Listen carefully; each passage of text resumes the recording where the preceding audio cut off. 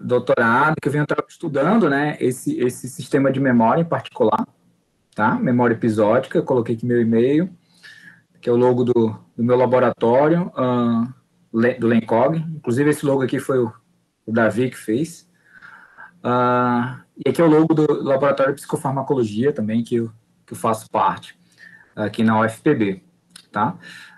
Então, a ideia é que a gente trabalhar um pouquinho, vou retomar desde o conceito de memória episódica, como é que a gente estuda isso em roedores, tá? E um pouco sobre substratos neurais que permitem, né, que esse sistema de memória funcione, tá?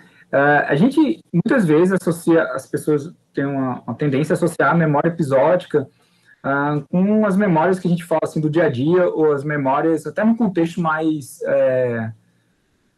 usual, né? Ou seja, lembrar o que você fez ontem, ou lembrar de algum episódio da sua vida quando criança, ou até uma memória episódica mais recente também.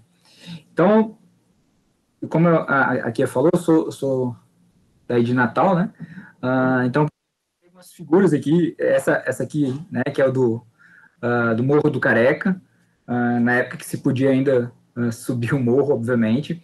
Então, essa foto pode me fazer lembrar, fazer uma viagem mental no tempo, né? Num dia que eu fui no Morro do Careca e me desafiei a subir várias vezes aqui o morro e sair correndo e rolando, né, morro abaixo. Ou um dia que eu perdi várias bolas de gude, ou biloca, né, como a gente chama aí, Natal. Ou uma música particularmente difícil que eu estava tentando aprender do Led Zeppelin. Então, a gente tem essa sensação de fazer uma viagem no tempo e resgatar detalhes, né, contextos, tanto do ponto de vista espacial como do tempo, né, quando isso aconteceu, antes ou depois de um determinado evento. Então, esse sistema de memória, particularmente, ele está associado a esses três itens, né? Quando eu consigo recordar o evento em si, o que aconteceu, então, sei lá, perder as 20 bolinhas de gude, quando isso aconteceu, né, eu datar esse evento no tempo, né, então eu era criança, tinha 7 anos, e aonde isso aconteceu, né, aconteceu na minha escola que eu estudava na época. Então, eu consigo construir, né, elementos integrados desse episódio que aconteceu, como qualquer episódio, né, quando eu determino ele temporalmente, cada episódio ele ocorre uma única vez, né? Então, esse é um grande desafio para o sistema nervoso, como conseguir registrar um evento único, né, e que nem sempre, né, a gente sabe quando vai ter alguma repercussão, né? Qual é o episódio que vai ter uma repercussão, no sentido de que é importante que eu consolide essa memória e transforme esse evento, essa memória episódica, em uma memória persistente, né, duradoura. Tá? Nessa conceituação, né, o que eu fiz no slide anterior foi, né, fazer essa viagem mental, né, no tempo, ou seja, conseguir resgatar, voltar no tempo e resgatar esses elementos aqui. Tá? Então, estão associados com alguns aspectos da consciência, como o self. Então, você tem que ter uma autoconsciência para poder fazer essa viagem no tempo. E também você teria que ter uma espécie de consciência autonoética, que é você pegar esse seu self e conseguir projetar ele no passado e no futuro, né? Porque a autoconsciência ela pode ser também ficar stuck, né? No presente, assim. Então, pô, você pode se olhar no espelho, né? Que é o teste clássico para avaliar a autoconsciência e se identificar como um ser diferente, né? Do resto do ambiente. Uma outra coisa é pegar esse teu self e fazer essa viagem, tá? Então, você conseguir saber que o teu eu do passado é diferente do teu eu do presente e que provavelmente o teu eu do futuro também vai ser diferente do seu eu atual. Bom, esses aspectos bem mais filosóficos, né, fenomenológicos, eles estão de acordo com Edentalve, né, que propôs essa conceituação teórica, devido a esses aspectos da consciência, da autoconsciência, da consciência autonoética, isso seria uma capacidade estritamente humana, né? E ela estaria envolvida não só com você, e que isso é interessante, não só com resgatar o passado, tá certo? Que é esse clone aqui, né? Não só essa habilidade de a gente resgatar memórias, como também fazer planejamentos episódicos futuros, né? Você construir um episódio, uma cena provável, né? No futuro, seja próximo quanto distante. E aqui está uma outra informação interessante, que quanto mais próximo, né, no presente, seja voltando para o passado ou indo para o futuro, tá, eu consigo construir isso com maior riqueza de detalhes. Eu consigo resgatar essa memória com mais rica,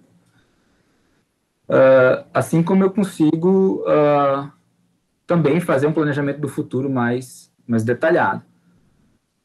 Tudo bem até agora? Vocês estão me ouvindo bem? Tudo tranquilo, né? Tudo ótimo. É aquela coisa, né? Será que eu estou falando sozinho ainda, né?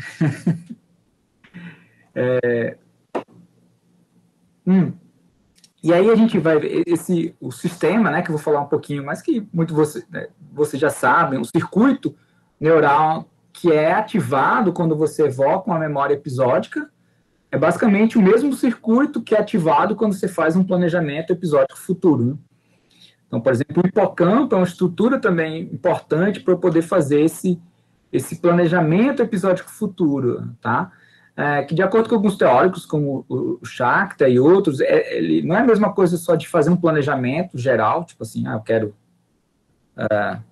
comprar uma casa, mas ou ter uma imaginação, né? Conseguir construir imagens, mas isso vai além, é você conseguir pegar esse teu self, projetar para o futuro dentro de, né, sei lá, uma festa de casamento, ou um filho, ou, né, é lógico que quanto mais distante, menos detalhado fica esse processamento. Bom, o que acontece é que, se a gente pensar do ponto de vista evolutivo, e a consciência como um processo cognitivo mais recente, se eu for analisar a memória, esse sistema de memória em outros animais, né, em roedores, eu teria que separar esses aspectos do comportamento dos aspectos da consciência, né? Então, como é muito comum se falar em anxiety-like, né, ou para outros, né, depressão também, funcionaria da mesma forma para a memória episódica. Eu teria um episodic-like memory, no sentido de que a gente não tem como acessar esses aspectos da consciência, então a gente teria algo similar, memória episódica, tentando avaliar isso por critérios comportamentais, tá? Que a Nicola Clayton estabeleceu alguns critérios que seriam interessantes a gente avaliar se um determinado animal não humano apresenta ou não memória episódica, né? Então, uma delas é o conteúdo, tá certo? Ou seja, se eu consigo formar a memória para o quê, para o quando e para o onde. Uma outra é a estrutura disso, tá certo? Não é só formar para cada item, mas esses itens estarem integrados na formação dessa representação. E também da flexibilidade, de que eu poderia associar esses diferentes episódios, eu posso construir relação entre eles, para construir uma memória mais complexa, tá? O que a gente vai ver é que alguns modelos, e o modelo que eu vou trazer aqui, ele consegue abordar o conteúdo e a estrutura, mas não a flexibilidade, tá? E esse modelo, né, ele é baseado em tarefas de reconhecimento de objetos, são tarefas em que os animais, eu não preciso fazer um treinamento extensivo, né, um comportamento de uma tendência natural que os roedores têm, principalmente os ratos do laboratório. ele tem uma certa neofilia, né? Ou seja, de ter uma preferência pela novidade. Então, quando eu coloco o animal numa arena, né, um campo aberto, com 2 objetos, né, eles tendem, né, eles vão, se essa arena já é familiar, se ele já tem, né, experiência, já é familiar também com o pesquisador, ele vai explorar esses objetos, né, ele vai se aproximar, vai cheirar esses objetos. E aí eu tenho diferentes modalidades para avaliar a detecção de novidade do ambiente. Um deles é quando eu troco um objeto familiar por um objeto novo, e aí eu vejo que o animal explora mais o objeto novo. Uma outra opção é quando eu desloco um desses objetos para uma posição nova, tá? E aí o animal tende também a explorar mais esse objeto nessa nova posição, né? Mostrando que ele reconhece, identifica que o ambiente está diferente. E uma outra é que é de ordem de eventos, uma ordem temporal aqui. Então, quando eu apresento diferentes objetos, né, em sequência, então eu tenho uma primeira amostra e uma segunda amostra com objetos diferentes nas mesmas posições, tá? E aí, na sessão de teste, eu coloco um objeto, coloco os 2 objetos, desculpa, né, nas suas respectivas posições. E aí os animais, eles tendem a explorar mais o primeiro objeto, tá? Que ele viu há mais tempo em relação ao segundo, né, objeto que ele viu mais recentemente. Uma interpretação disso é que o fato de ele ter, né, explorado esse objeto mais recentemente, ele poderia ter uma força de traço maior da memória, e isso induzia uma menor drive, né, motivacional para o animal. E já tem vários experimentos controles mostrando que não é simplesmente uma questão do animal, porque o animal esqueceu o objeto, tá? Então, existe uma série de experimentos, né? Davi, a gente até fez alguns, vamos ver se a gente identifica como é que os ratos, né, eles fazem essa sequência, né, de eventos, esse ordenamento de episódios. E uma outra, então, nesse caso aqui, se eu for fazer essas 3 tarefas em separado, eu vou estar avaliando o conteúdo, né? O que, o onde e quando, mas eu não vou estar avaliando a estrutura da memória episódica, que é justamente a integração entre esses 3 elementos, tá? E aí isso foi proposto já bastante, hoje já faz bastante tempo, né? Mas não quando eu comecei meu doutorado, e a gente vem trabalhando com essa tarefa, vem trabalhando com ela desde de lá, que é um modelo proposto pelo Ekrandel na Alemanha, em que ele juntou essas tarefas em um único protocolo, tá? Então, nesse caso, a gente tem 4 objetos na primeira amostra, outros 4 objetos na segunda amostra, né, com intervalo de 1 hora, atentar que a gente coloca 2 dos objetos nas mesmas posições. Então, quando o animal vem para a segunda sessão, ele vai ter a novidade parcial dos objetos, mas de que há 2 posições novas, tá certo? Em que não havia objetos anteriormente. E aí, quando eu chego na sessão de teste, eu vou ter 2 objetos de cada uma das sessões, tá? Objetos que estão ocupando suas respectivas posições nas sessões de amostra, tá? Que esses objetos A1 e B1 aqui, ó. Então, nesse caso, quando eu comparo esses 2 objetos, eu espero que o animal explore mais o A1 do que o B1, tá? E eu vou ter objetos, né, esse B2 e A2, que vão estar ocupando diferentes posições, tá? Considerando a sua sessão anterior, né? Sua sessão onde foi apresentado esse objeto. Então, por exemplo, o objeto A2, né, ele está numa posição onde não havia nenhum objeto A na sua sessão de amostra. E o objeto B2, ele está numa posição onde não havia nenhum objeto B na sua sessão. Tá? E aí, o que acontece normalmente é que o animal ele explora mais esse objeto B2, tá? Do que B1 aqui. Tá? Então, a gente tem, primeiro, tá? Esse padrão temporal, ou seja, que o animal ele lembra da sua sequência de apresentação dos itens, né? E eu percebo isso quando o animal explora mais o A1 do que o B1. Alguma coisa que que eu saiba que o animal identificou a organização espacial dos objetos na arena, que é justamente esse B2 em relação a esse B1. E aí tem um perfil que é contra-intuitivo numa primeira leitura, que é justamente o fato do objeto A1 ser mais explorado do que o A2, né? Porque a gente vê que o A2 está numa posição diferente, tá? A questão que uma interpretação possível é o seguinte: esse objeto A2 ele está ocupando uma posição que já havia algum objeto na seção anterior. Então, talvez aí isso por si só diminua um pouco a questão da novidade, algum processo aí envolvendo reconsolidação, a gente não sabe direito. O que a gente sabe é que sempre o animal ele explora, né, esse A1 mais do que o A2. E é interessante porque no primeiro proposta, no primeiro protocolo, tá, e esse aspecto é interessante, porque, ou seja, o animal ele vai explorar mais o objeto estacionado, deslocado, vamos dizer assim, né, dependendo de quando esse objeto foi apresentado, se foi na sessão recente ou se foi na sessão mais anterior. Então, os autores interpretam isso como se fosse uma espécie de índice para o padrão integrativo, tá? Ou seja, alguma coisa que indique que isso não é uma leitura linear que o animal faz, tá? Mas não linear.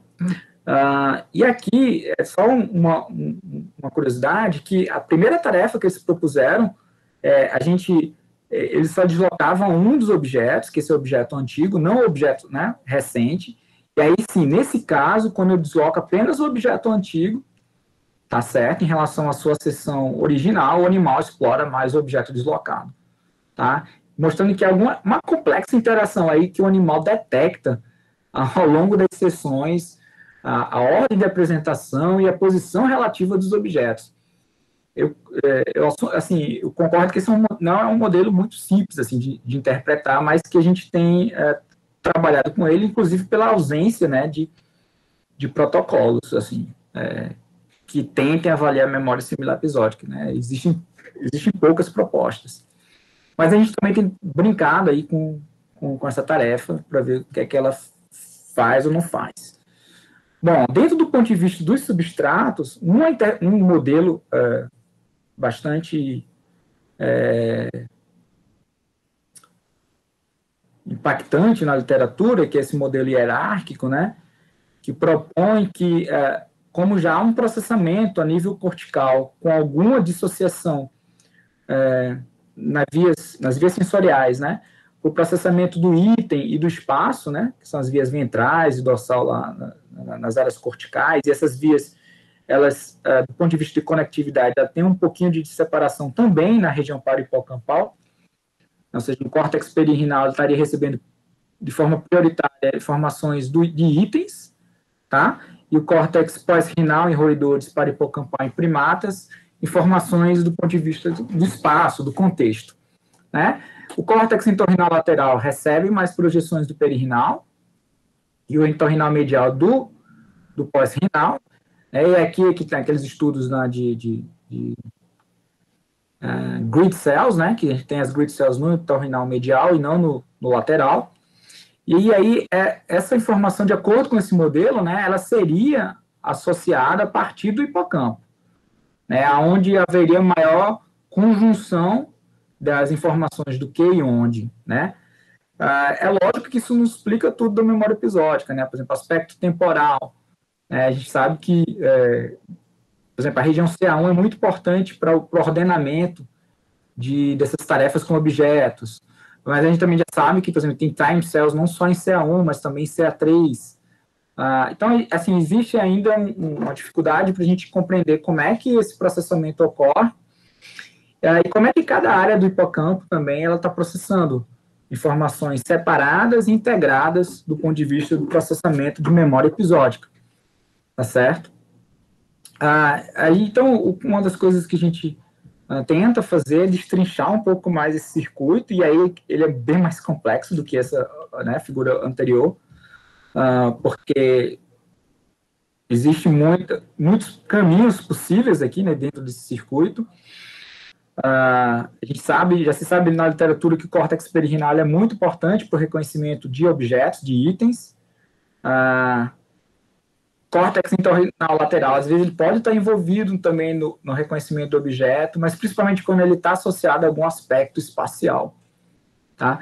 Então, na verdade, esse modelo aqui a gente está sendo um pouco desafiado no sentido de que talvez a gente já comece a ocorrer a integração de informações item-espaço, por exemplo, em passos anteriores ao hipocampo, tá? Então, uma das primeiras coisas que a gente fez, e que foi na dissertação do Davi, foi simplesmente nesse protocolo que eu mostrei, nesse modelo, ainda não se sabia, assim, olha, não tinha nenhum estudo ali de inativação de sub-região do hipocampo para ver o efeito disso na tarefa. Então, foi justamente o que o Davi fez, a gente inoculou muscimol, né, no hipocampo dorsal, na porção CA1, antes da amostra, e aí essa droga, ela tem um efeito de algumas horas, então significa que eu desliguei essa área não para aquisição só da memória, mas para todas as etapas aqui. Tá? Então não tem como saber se foi aquisição, consolidação ou evocação, mas muito mais o papel temporário dessa região. Tá? Então a gente aplicou o protocolo original, e aí o que a gente viu, tá certo? Aqui só para mostrar, né, a localização da cânula guia. A gente usou duas medidas, tá certo? Uma que é a taxa de objeto, então a gente pega a exploração de um objeto, divide pelos 4, tá certo? Que é esse primeiro gráfico. E a gente usou uma outra medida que é o índice de discriminação, em que eu pego, por exemplo, um objeto menos o outro, por exemplo, o A1 menos o B1 e divido pela soma dos dois, tá? Então aqui, quanto maior do que 0, né, significa que o animal discriminou aquela medida que eu estou avaliando, que é o tempo, espaço ou integração. E aqui, quanto maior, né, for de 0,25, né, mais provável que o animal não explorou ao acaso aqueles objetos. Então, o animal salina demonstrou o perfil esperado, que aqui visualmente é mais fácil da gente identificar aqui, né, ou seja, discriminou temporalmente, espacialmente, e fez o componente integrativo, enquanto que o animal que recebeu a inativação do CA1, ele teve prejuízo nos 3 elementos.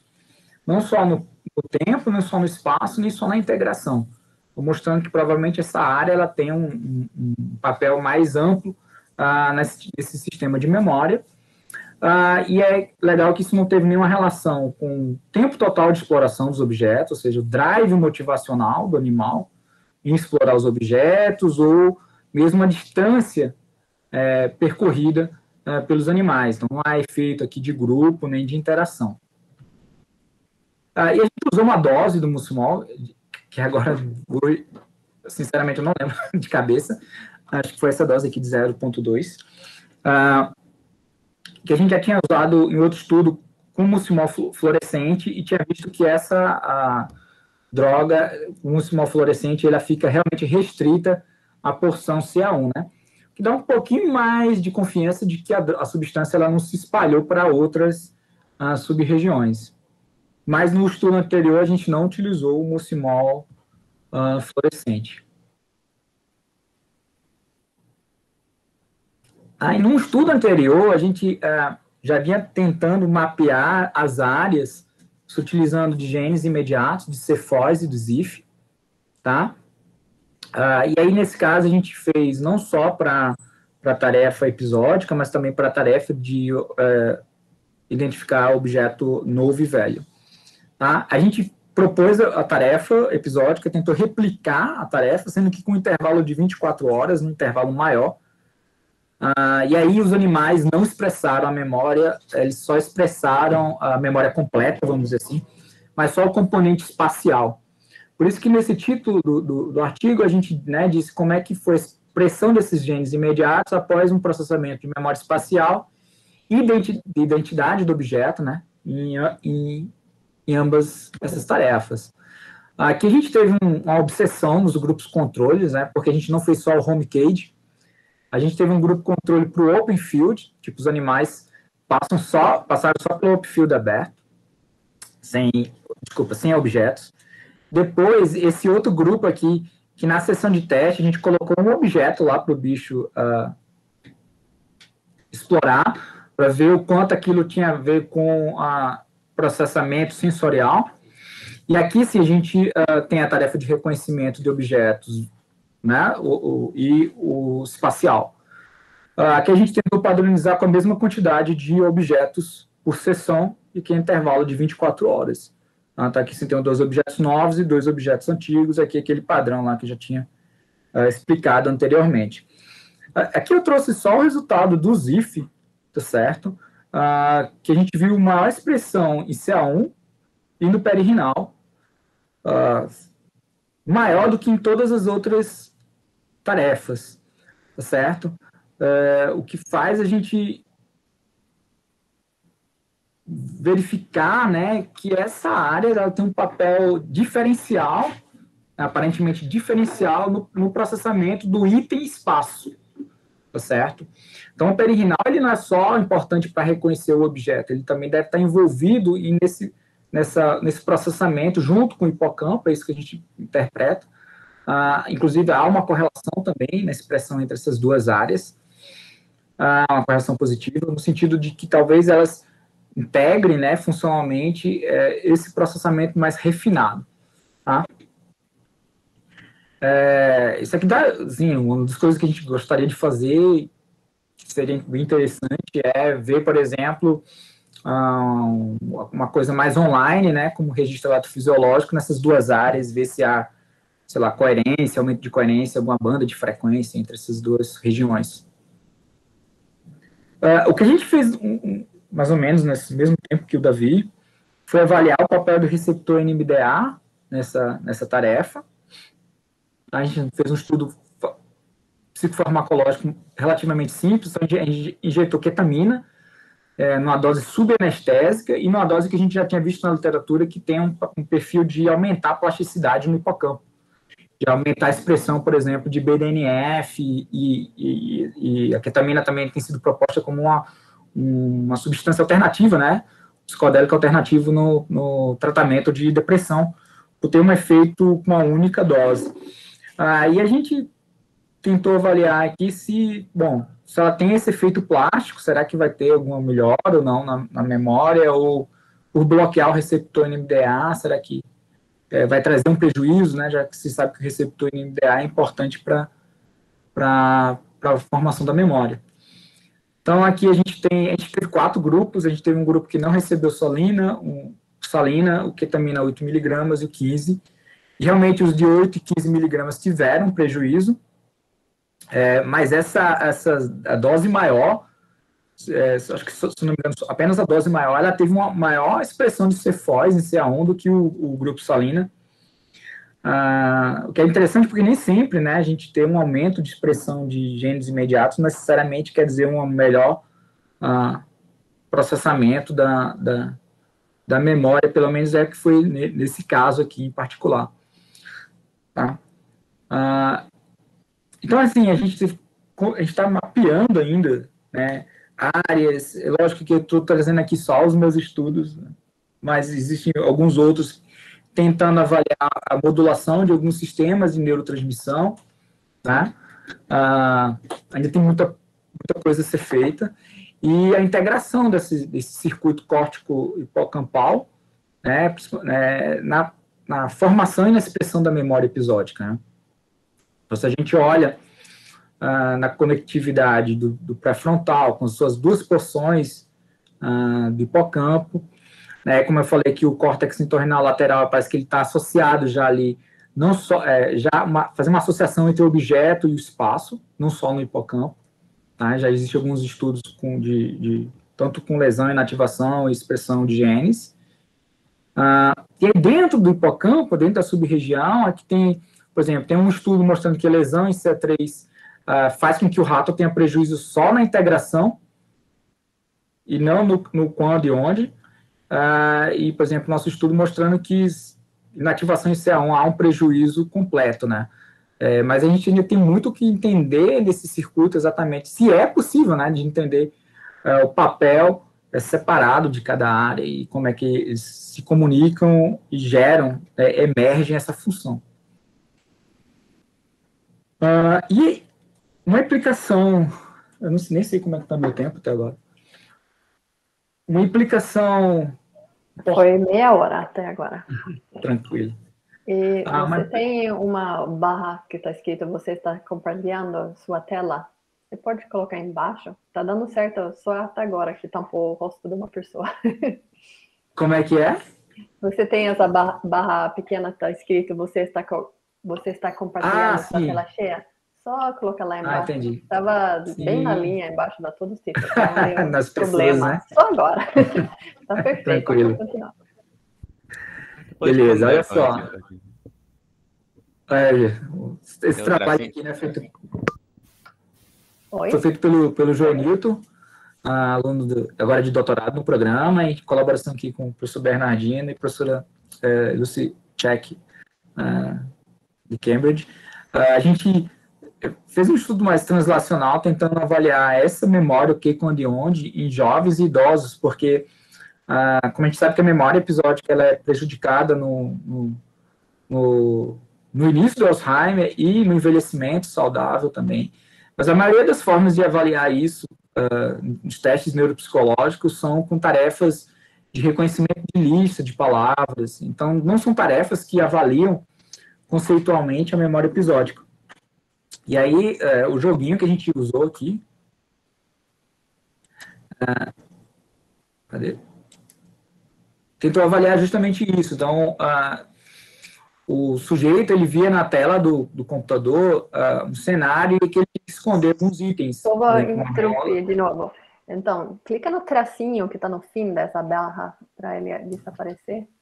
Tem isso. Tá ótimo, obrigada. Então, por exemplo, o sujeito tinha que clicar na bola e no coco, esconder em locais diferentes no primeiro dia, dava uma sensação de passagem do tempo, e agora tinha um segundo dia, tá, em que ele tinha que esconder os mesmos itens. Essa era a brincadeira. Então, o que a gente perguntava depois para o sujeito era se ele se lembrava se ele tinha escondido esse item. Tá, isso era feito com vários itens, diferentes cenários, tá? Algumas vezes ele tinha que esconder 2 itens, às vezes ele tinha que esconder 4 itens, e é mais difícil quando ele tinha que esconder 6 itens. Tá? Então a gente perguntava depois, tu lembra se você escondeu esse item, sim ou não? Você lembra de ter escondido um item nesse local, sim ou não? O que é que você escondeu primeiro? Né, a bola ou as uvas? E a pergunta que avalia, né, os 3 elementos, que é, cara, coloque a bola no mesmo local que você colocou no primeiro dia. Tá? Então, ele tem que lembrar o que, quando e onde. Tá certo? Então, essa seria uma tarefa, né, episódica, aqui, no sentido da integração.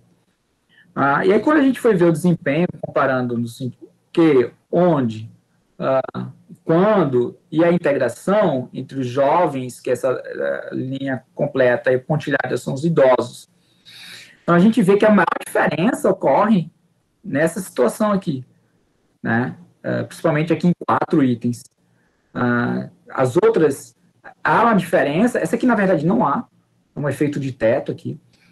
No componente onde, quando há uma diferença, mas não tão robusta quando a gente pede para os, né, sujeitos lembrar os três itens. E isso principalmente ocorre com 4, porque com 6 começa a ficar difícil para todo mundo, até para os jovens. Tá? Então a gente tem um tamanho do efeito maior aqui. E a ideia é, de repente, essa tarefa, junto com outras, é isso que tem ocorrido na literatura na área, de tentar elaborar testes mais sensíveis para detectar o início do comprometimento cognitivo leve e depois do Alzheimer, tá? Principalmente nos estágios iniciais, onde você tem um maior prejuízo ali no lobo temporal medial. Inclusive, o que a gente está trabalhando agora é avançar, transformar isso num serious game, né? Um joguinho com várias fases, isso que o Joenilton está fazendo, com várias etapas, complexar mais esse jogo para avaliar esse sistema de memória. Tem muito mais perguntas, tentar transformar também mais dinâmico, mais atraente para... vai ter personagens que conversam com o participante, né? Uma outra abordagem, né, que começou uns anos atrás,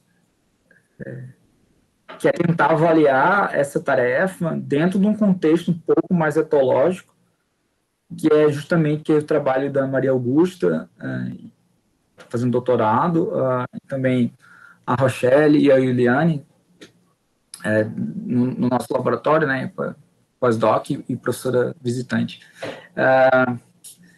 Que é como é que será que o desempenho desses animais ele muda se ele tem um outro rato para fazer tarefa junto com ele, né? O que acontece é que os nossos protocolos todos, né, assim, na neurociência comportamental, a gente normalmente testa o quê? Um animal sozinho, executando a tarefa.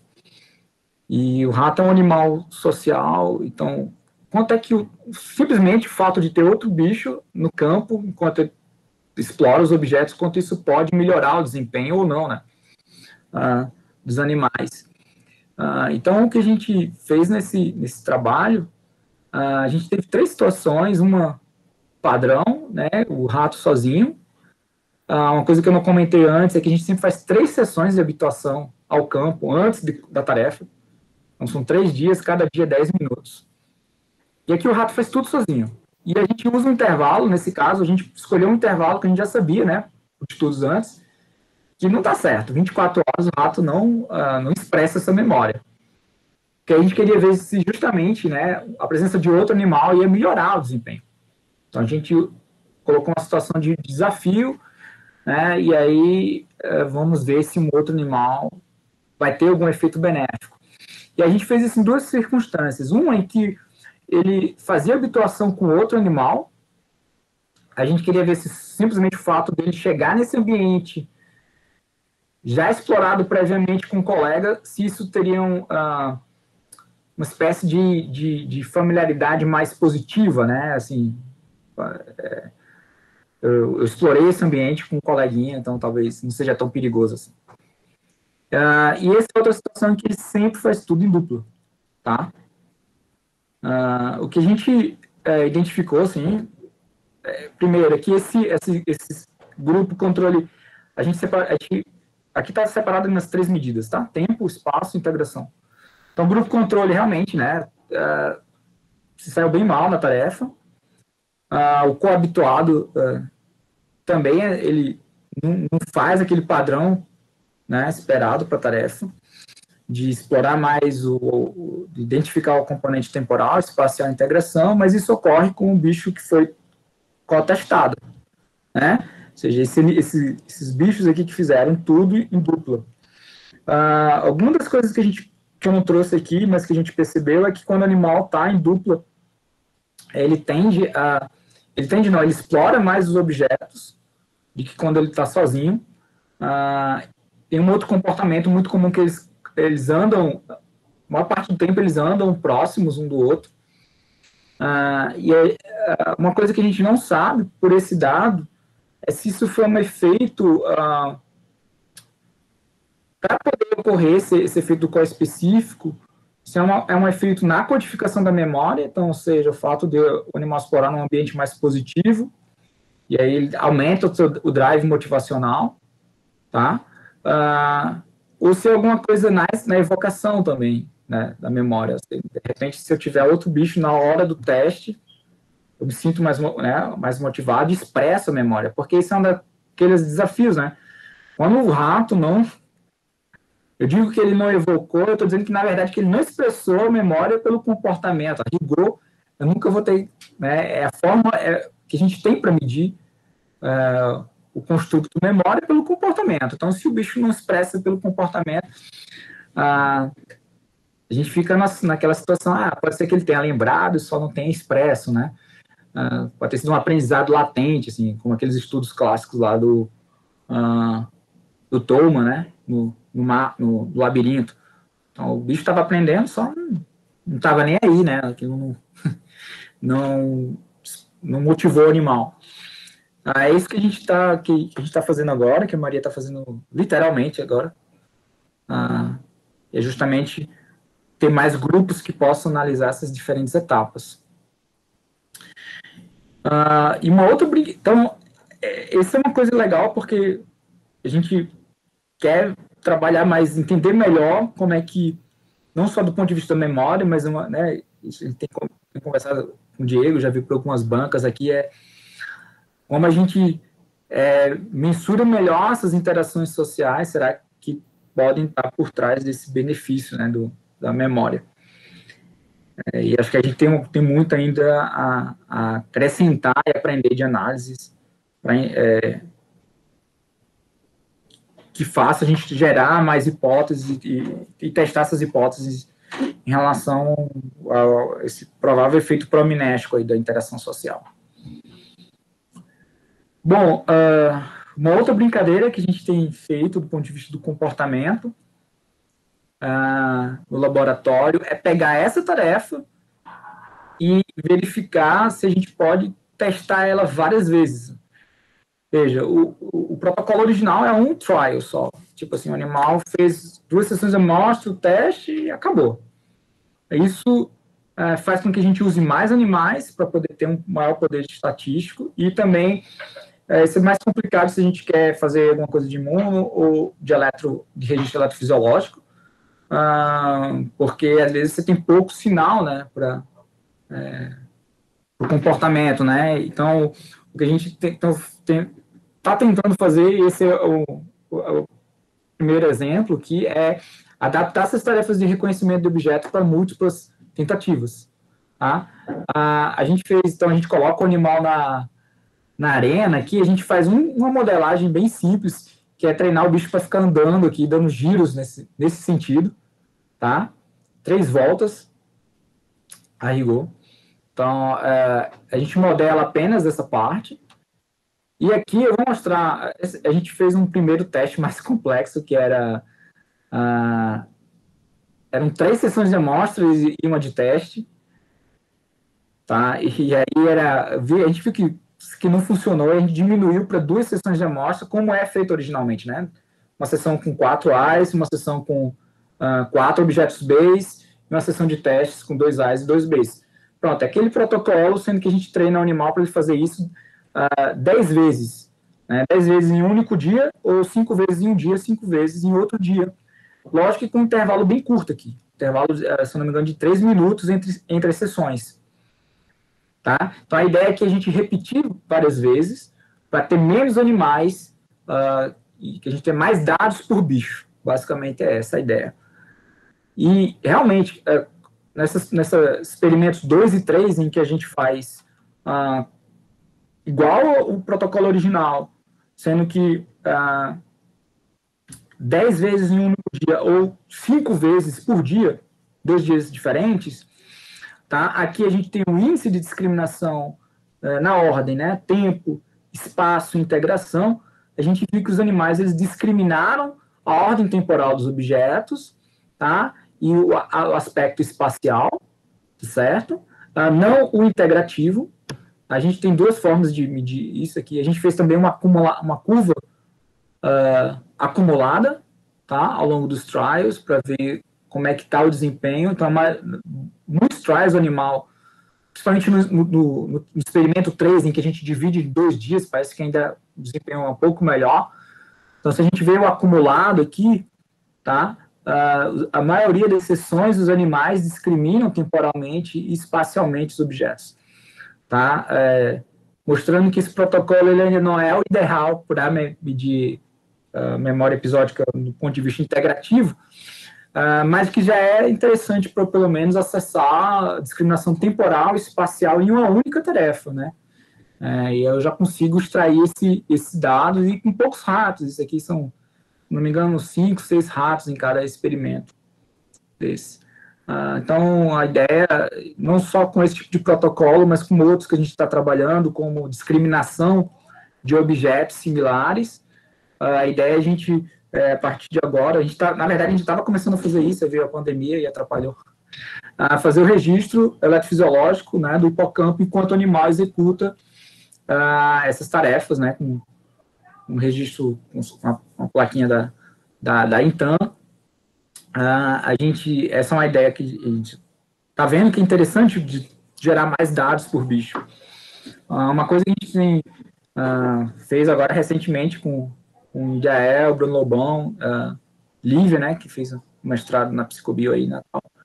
A gente está finalizando, né, tá, o processo de escrita do artigo, já com esse registro, enquanto o animal faz a tarefa, mas é uma única tentativa, né?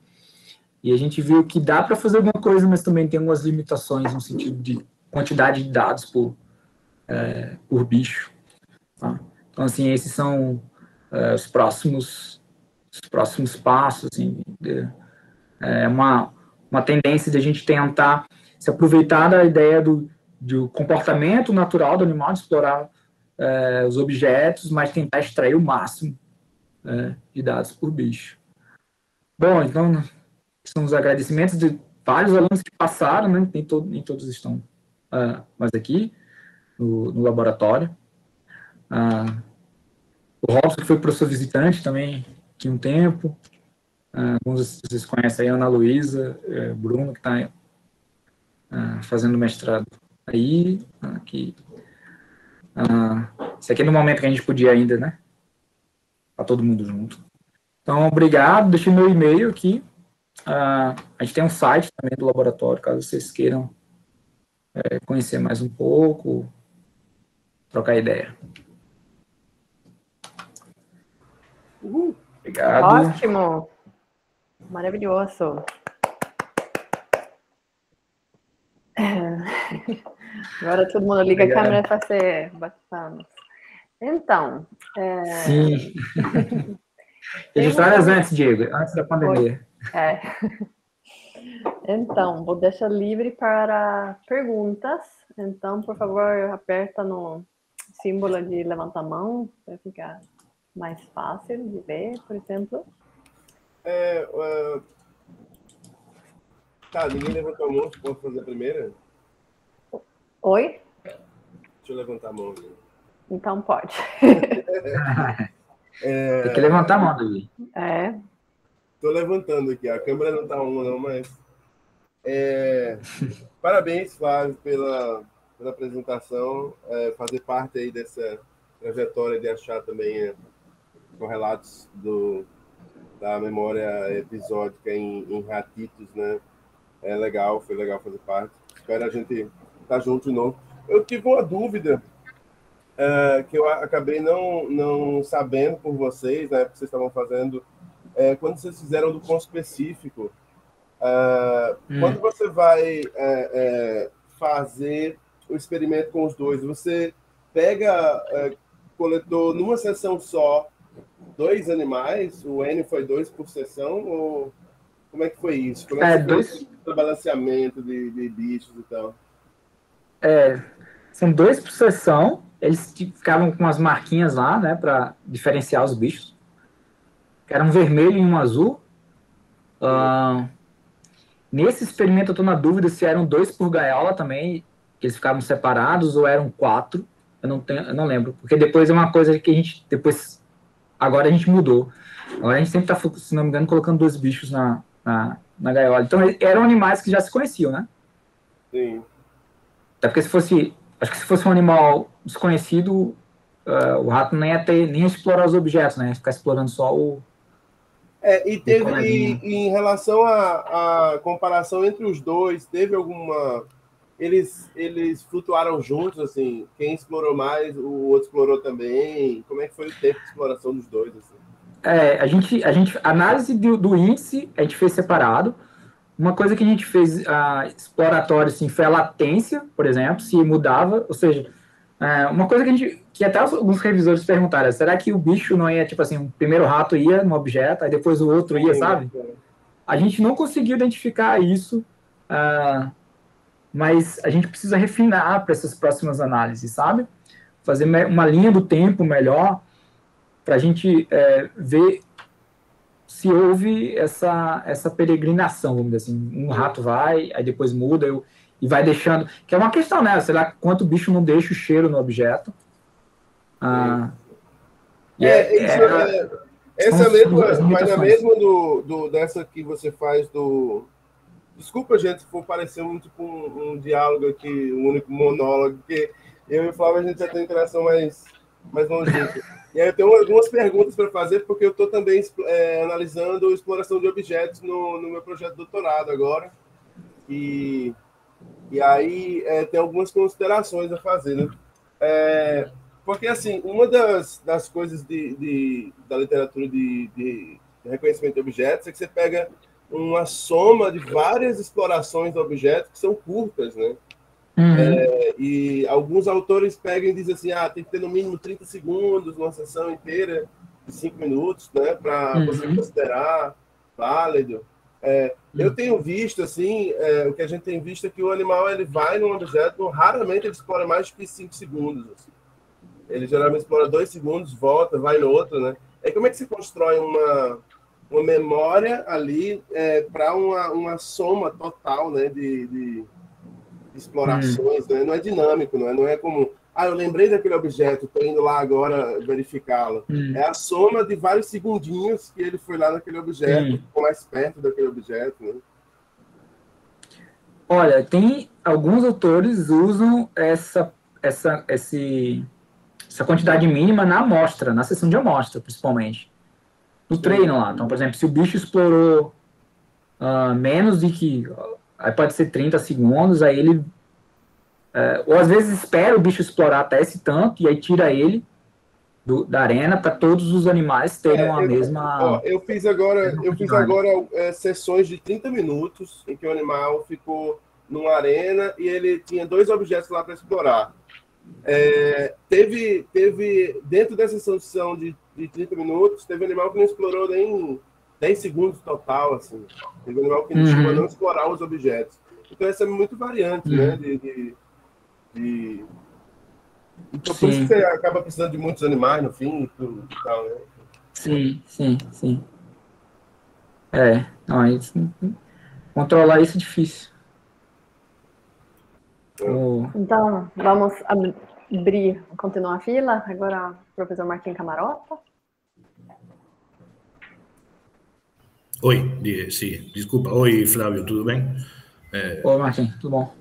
Tudo bem. Bom dia a todos. Flávio, eu assisti a tua apresentação, eu devo reconhecer que eu tenho sido referee de alguns dos teus artigos, e eu sempre tenho exatamente as mesmas perguntas.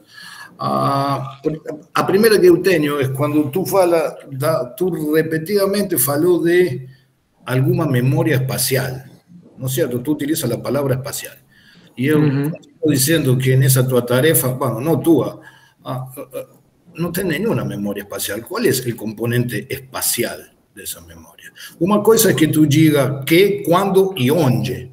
Y otra cosa completamente distinta es que ese onde implique algún tipo de memoria espacial.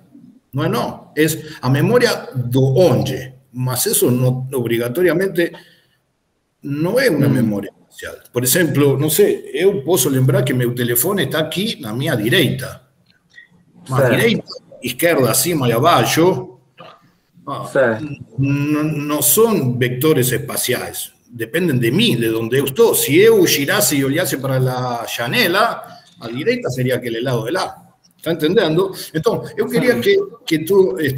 Isso não é um ponto menor, porque todas as pessoas que utilizam isto... Ou seja, seria importante também aclarar um pouco mais em tua apresentação o porquê algumas pessoas tentam complicar algo que é extremamente simples.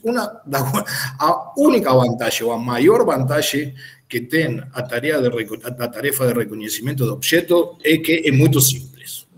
Tá bom? E ainda sendo muito simples, ainda no laboratório mais especializado, tu tens que jogar fora pelo menos entre 5 e 10% de animais quando tu utiliza 2 objetos. Eu não quero me imaginar quantos animais tu tens que descartar utilizando 4 objetos. Outra coisa que eu não vejo nunca na tua apresentação é tudo isto se baseia no fato de que os objetos são equivalentes comportamentalmente.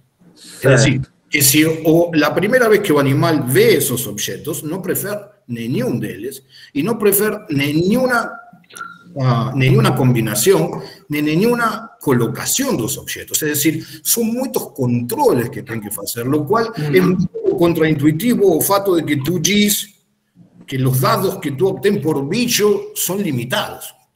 ¿Me entiendes? Yo gustaría que tú expandiese un poco más en esos conceptos. Primero, ¿cuál es el componente espacial que tú dices que los testes están midiendo? ¿Qué quiere decir que los datos por bicho son limitados? ¿Y cuántos animales tú tienes que descartar? Y otra cosa, ¿cuál es su criterio para descartar esos animales? Por ejemplo, tú mencionó que las personas que trabajamos en esto normalmente descartamos animales durante sesión de treino. No, eso es incorrecto.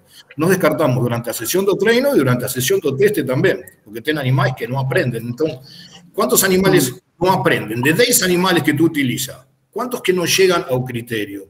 Y ese criterio es lo mismo para todas las memorias que tú dices estar midiendo. Es decir, porque tú utilizas un único animal para medir 3 memorias, ¿no?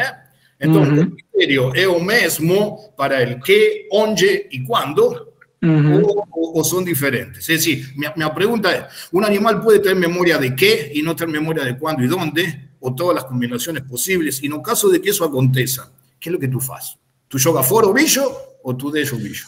Certo, vamos lá. Vou tentar, Marquinhos, ver se minha memória operacional vai segurar todas as perguntas. Desculpa, depois eu faço uma lista. Vamos lá. Do aspecto do espaço, né? Que você falou, talvez seja a pergunta mais difícil. Como é que o animal está usando? Se ele está usando a estratégia alocêntrica ou egocêntrica para identificar a mudança da posição do objeto, né? Que aí a mudança particularmente dentro desse modelo entre o objeto B2 e o B1, que são os objetos da segunda seção. A gente não padroniza a saída do animal, por exemplo, tem um estudo acho que da Emma Wood, que se você coloca o animal sempre saindo da mesma posição, então, sei lá, o rato sempre voltar com a cabeça para uma parte, sei lá, a parte sul do campo, o animal, de repente, ele pode resolver uma tarefa de localização de objeto, vamos mudar o termo, então, de localização de objeto por uma estratégia egocêntrica e não alocêntrica. E aí, isso pode ocorrer.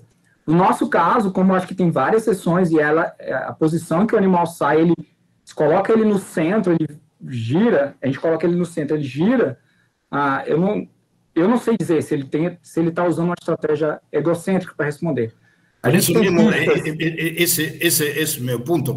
Desculpa te interrumpir. Eu não tenho dúvida nenhuma do que o rato aprende onde está alguma coisa. Mas tu não te refieres, não sou tu, nem tu, nem nenhuma das pessoas que utilizam este paradigma se refieren a memória do de onde. Falam de memória espacial. E eu sigo dizendo, exceto se tu tens alguma dica espacial, que não é o mesmo objeto que o bicho tem que explorar, ¿se entende? Porque o objeto ele está vendo, não tem memória espacial nenhuma envolvida aí, tem memória de onde.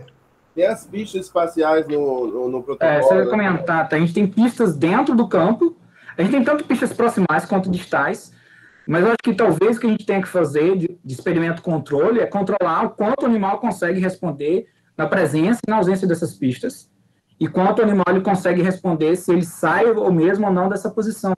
Por isso que te digo, eu não quero que se converta em um diálogo, porque não quero monopolizar. Mas esse não é um ponto menor, ainda que tenha dicas, porque a percepção das dicas depende da distribuição dos objetos. ¿Se entiende? Es decir, tú mudas la distribución relativa a los objetos. Entonces, tú no tienes forma de saber, excepto haciendo un monte de controles, que no sé si alguna vez alguien fez, y si fez, tienen que repetir antes de hacer cada experimento nuevamente, es cómo la redistribución de las dicas internas, digamos, los objetos, modifica la percepción de las dicas que tú llamas externas como dicas. Sí, eso es necesario hacer. Mas eso tú me respondió. ¿Cuál es su criterio? ¿Cuántos animales você jogan fuera de esto? ¿Cuántos animales você jogan fuera? Y si el criterio de exclusión es válido para los 3 tipos de memoria, porque yo entiendo que son los mismos animais. Sim.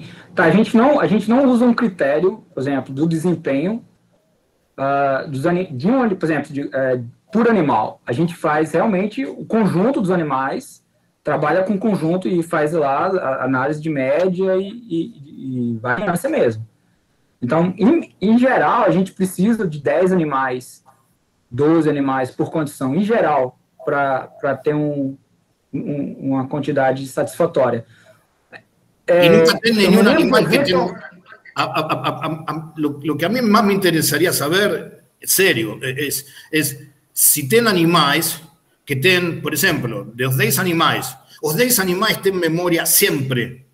Os 10 animais têm memória do que, quando e onde. Es decir, porque tú falas de una memoria episódica y tú después separas memoria en 3 tipos de memoria. Es decir, tú estás estudiando 3 tipos de memoria, más por ejemplo, cuando tú haces farmacología,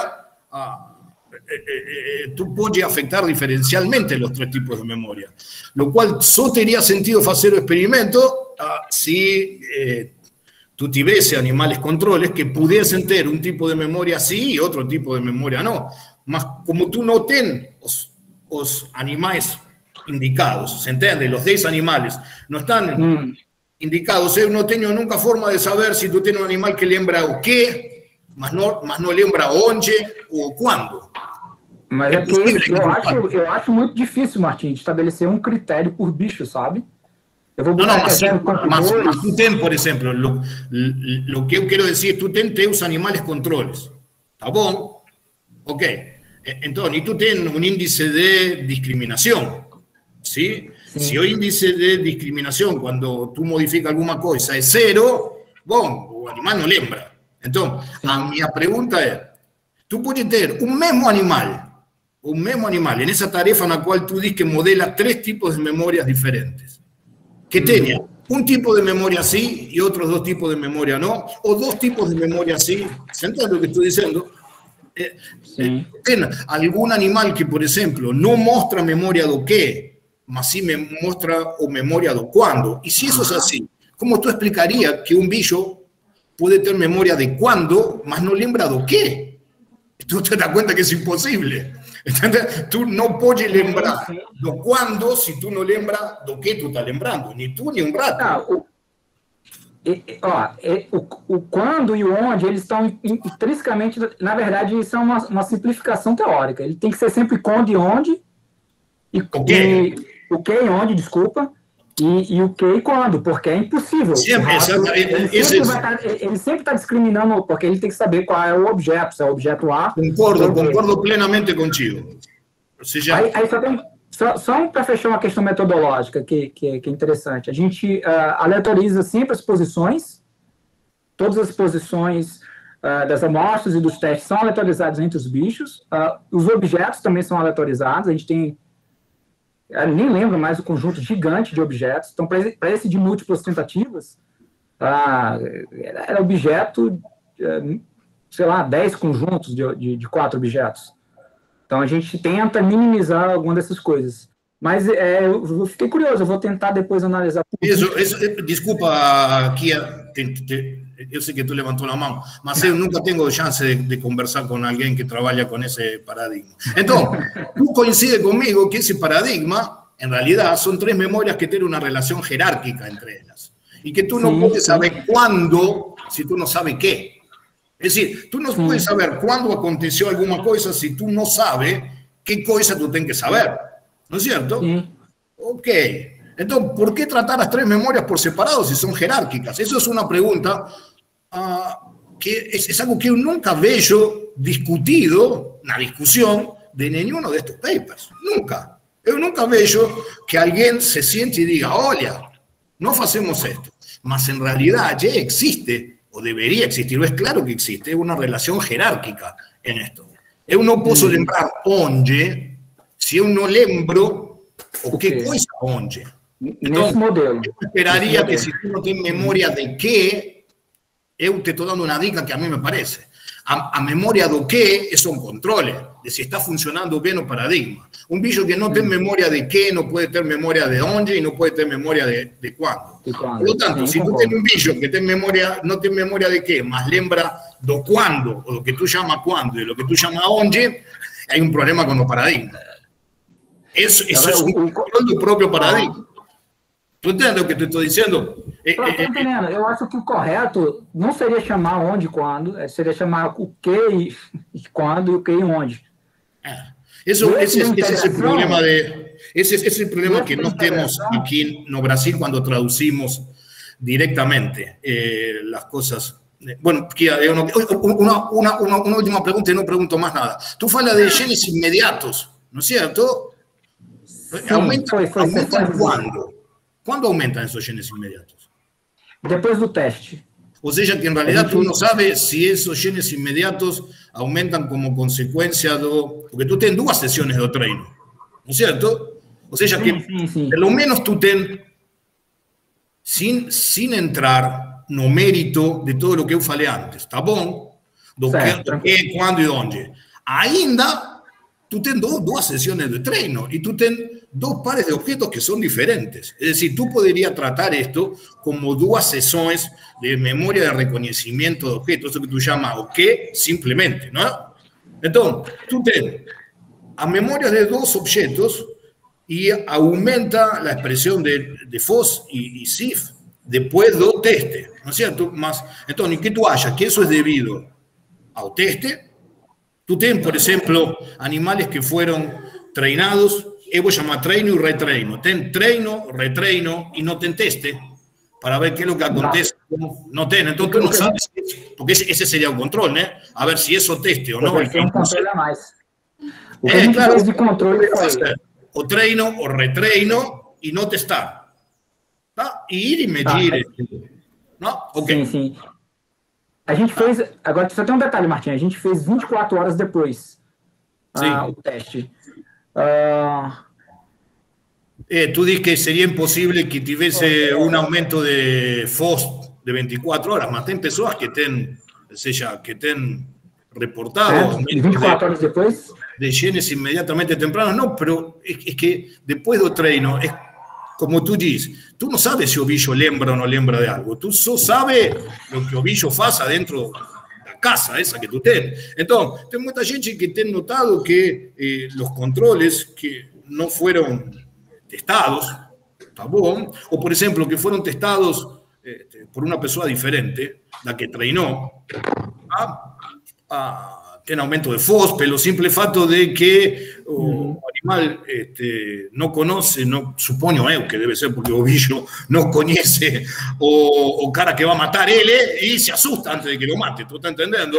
Entonces, porque claro, tú dices que o FOS aumenta, más o bicho está muerto. Entonces, es preciso ese control. ¿Estás entendiendo lo que te quiero decir? Sim. Pode ser um futuro. Tá, obrigado por estar aqui, tá? Obrigado, Martim, pelas perguntas. Obrigado. Tá ótimo, tem pessoas aqui com muito conhecimento e ótimas dicas. Eu acho que todas as áreas na neurociência agora estão indo para individualizar muitas respostas. Eu tenho uma pergunta agora que tem a ver com isso. Quando você vai escolher os ratos bem no começo, você tem ratos que você tem que excluir porque eles não têm interesse de explorar objetos. Então, esses ratos são anormais ou normais? Você está tirando uma parte da nossa população assim, de pessoas que realmente não têm muito interesse e só estudando alguns que são hiper interessados? Como é a área disso? Como vocês pensam nisso? Isso acontece pouco, de tipo um animal não explorar nada na sessão de amostra. A gente tem uma série de coisas que são muito importantes assim para que a gente acha que essa tarefa assim parece muito simples assim, nesse sentido talvez eu vou discordar do Martim, porque parece simples, mas não é simples assim, tem muita coisa que influencia desde do handling. Assim, eu acho que a manipulação faz muita diferença nesse tipo de tarefa. Quanto mais o animal se sentir tranquilo, porque senão tu gera uma neofobia na hora.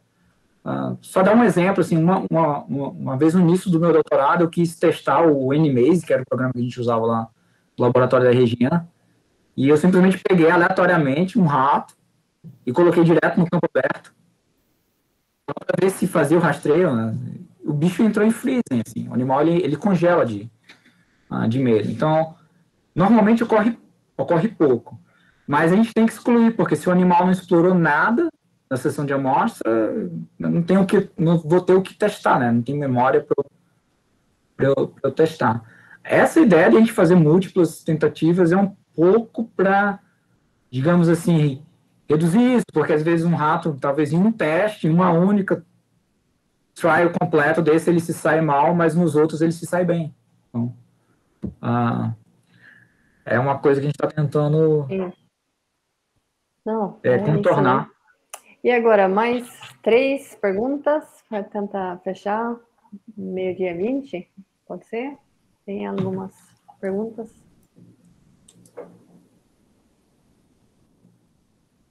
Alguém? Não? Senão eu posso fazer mais uma pergunta só, essa de ser uma memória assim de episódica. Essa memória de quando você estaciona seu carro, você vai lembrar sempre onde você estacionou. Mas se você não vai lembrar onde você estacionou o carro no supermercado semana passada, ou algo assim, né? Então, você acha que esse tipo de memória você só coloca em cima, tipo, você tampa o velho para lembrar de novo onde você estacionou o carro. E o que faz a diferença para uma memória vir uma memória mais por esse tempo que você faz essa teste, não é muito tempo, né? Então, essa é uma memória que você tampa ou pode ficar muito tempo? No máximo 24 horas, né, até agora. Então, o que acontece, eu acho que assim, tem uma questão de definição aí, do próprio conceito de memória episódica. É uma memória, inicialmente vista como uma memória de longo prazo. Então, teria que ser uma memória que dure de horas, dias, semanas, meses, a vida toda. Uma outra perspectiva é pensar que esse, mais do que ser curto ou longo prazo, é o tipo de natureza do processamento da informação. Então, se você precisa lembrar o teu carro que você estacionou naquele dia, né? Às vezes há interferência entre as memórias, né? Digamos que você vai no Natal Shopping, eles são muito bons, assim, em sinalizar, né? Tem cores diferentes em cada andar e na verdade, várias estratégias para você diminuir a interferência. Mas eu acho uma possibilidade é que mesmo com um intervalo curto desse, tu envolve essa circuitaria de pré-frontal, hipocampo engajada. Ela não pode se transformar numa memória persistente, que eu acho que já é um outro passo. Mas acho que ela já é uma memória episódica nesse sentido da natureza do processamento da informação. Obrigada, faz sentido. Acho que é isso. Alguma última pergunta?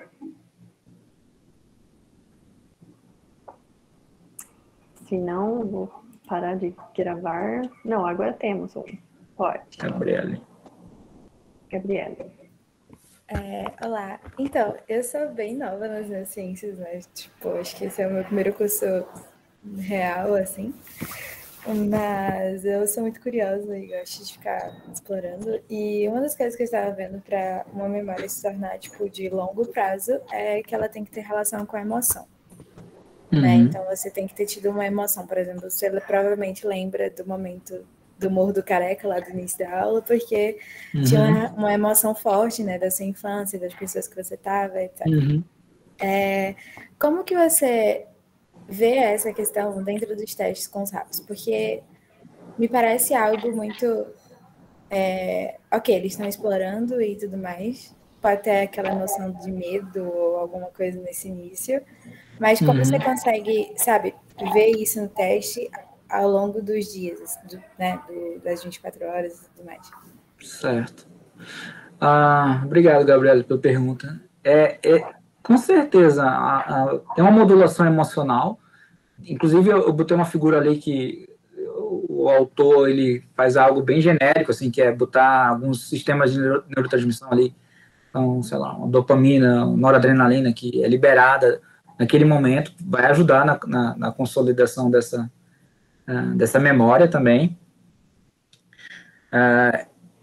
E eu acho legal você ter sacado que o animal não necessariamente uma tarefa neutra, né? Assim, para o rato, ali causa algum arousal, assim, porque, principalmente nas primeiras sessões, né? Porque é muita novidade para o animal. O animal, a vida social dele é muito limitada, né? Então, ele está naquela gaiola só com outros ratos, você vai e coloca. E por isso que a gente vai fazendo devagarzinho para não colocar tanta novidade de uma vez, né? Depois que a gente faz a manipulação dos animais, depois a gente faz a habituação ao campo, para ele ir se familiarizando, depois a gente coloca os objetos, a gente não dá uma recompensa.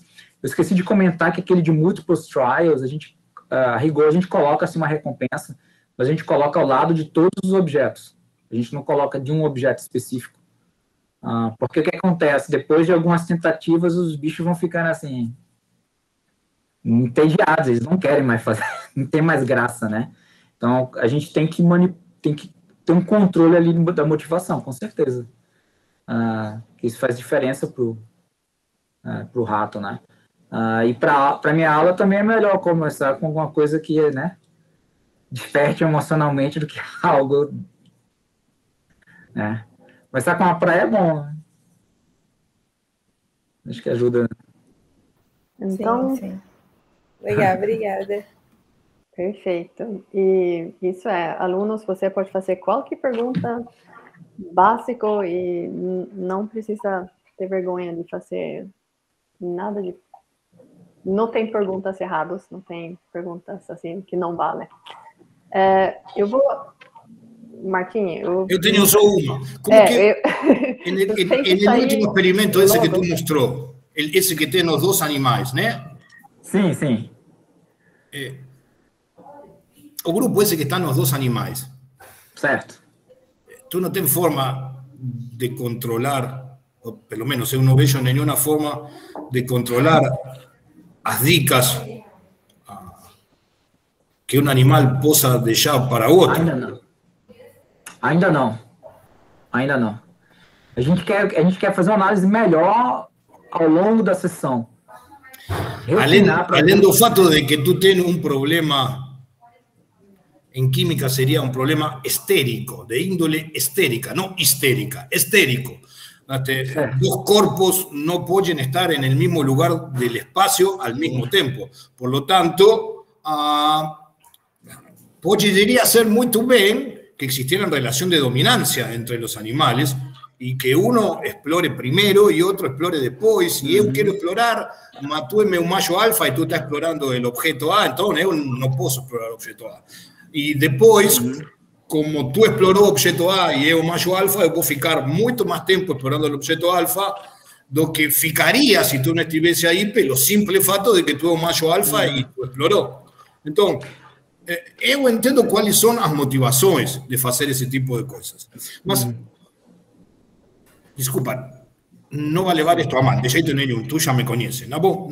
Mas eu sempre vejo o seguinte, eu vejo que sempre as motivações são, não sei se a palavra é correta, mas sim, são corretas, tá? São motivações legais, se entende? Boas, não legais do direito, legais de... espera que tenho câmera. Aí tá, desculpa, aí, assim tu me enxergas. Eu estou dizendo que são boas motivações, tá bom? Sim. Mas depois, quando se implementa, es como que todas esas motivaciones muchas veces no son levadas en cuenta. ¿Se entiende lo que quiero decir? Entonces, los animales, a tu hipótesis más, o por decirlo de alguna forma, es que la interacción entre esos animales va a mejorar o piorar a memoria, no sé. Más es como que o estudio de las interacciones no he tenido en cuenta. ¿Está entendendo? Decir, olha, eu vou e observo o fenômeno. Ok, e as interações não estão. É decir, o fato de que um animal esté explorando um objeto impede que o outro lo explore. E a pergunta é, e se tem dois que lo exploram ao mesmo tempo, um único objeto? Tu entende? Eu o que vejo, eu acho louvável, se existe a palavra louvável, muito bom que tenha pessoas como tú que estén dispuestas a poner a punto todo esto, que lleva un monte de animales. ¿Está bom? O sea, yo lo digo desde el lugar de alguien que hace